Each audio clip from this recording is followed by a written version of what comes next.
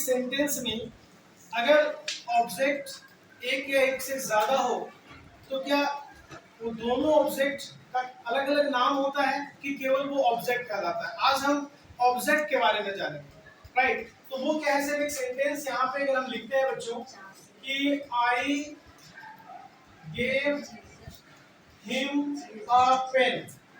अब यहाँ पे देखो ये क्या है, आज हमारा जो टॉपिक है वो है ऑब्जेक्ट्स। क्या है? ऑब्जेक्ट्स। आज हम ऑब्जेक्ट्स के बारे में जानेंगे, राइट? तो क्या कहता है कि I gave him a pen.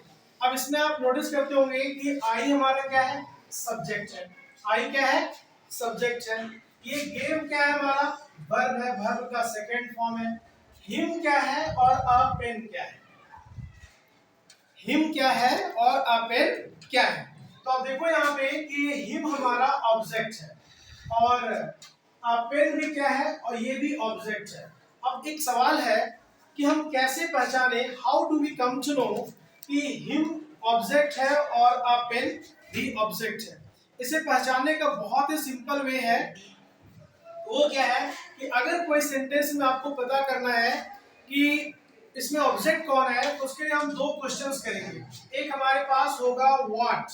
What का मतलब होता है क्या, राइट? और दूसरा होता है whom। whom का मतलब होता है किसे। whom का मतलब किसे। ये दो मैजिकल वर्ड है। with the help of these two magical words we can identify which one is object in the sentence, right? तो हम क्या देख रहे हैं, I gave him a pen, मैंने उसे एक कलम दिया।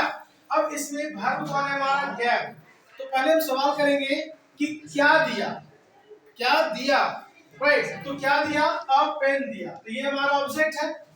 और फिर हम सेकंड सवाल करेंगे किसे दिया, तो उसे दिया, तो ये भी हमारा ऑब्जेक्ट है। तो हम देख रहे हैं कि ये दोनों में से किसी एक से भी आंसर जब मिलेगा आपका वर्ब का तो वो क्या हो जाएगा? ऑब्जेक्ट होगा। और अगर दोनों से मिलेगा तो दो ऑब्जेक्ट होगा। तो दोनों ऑब्जेक्ट का अलग अलग नाम होगा कि केवल ऑब्जेक्ट कहलाएगा? राइट? नहीं, दोनों का अलग अलग नाम होगा, राइट? आप हमेशा नोटिस करोगे कि एक सेंटेंस में जब दो ऑब्जेक्ट होगा तो एक लिविंग होगा और दूसरा नॉन लिविंग होगा।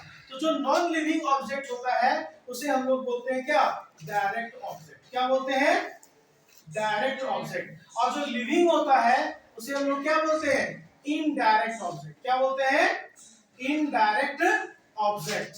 ठीक है? तो हम क्या देख रहे हैं कि कोई भी सेंटेंस में अगर दो ऑब्जेक्ट हो तो दोनों ऑब्जेक्ट का अलग अलग नाम होता है। जो लिविंग होता है उसको बोलते हैं इनडायरेक्ट ऑब्जेक्ट और जो नॉन लिविंग होता है उसको लोग क्या बोलते हैं? Direct object.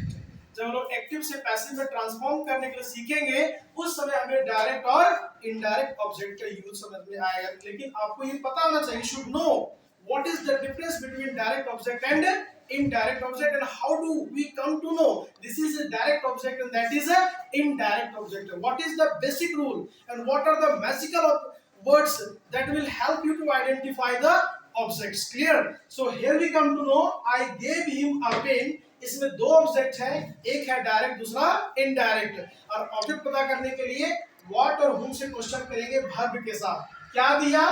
कलम दिया। किसे दिया? उसे दिया। दो ऑब्जेक्ट है तो जो लिविंग होगा वो होगा इनडायरेक्ट ऑब्जेक्ट और जो नॉन लिविंग होगा वो होगा डायरेक्ट ऑब्जेक्ट। क्लियर है? फाइन।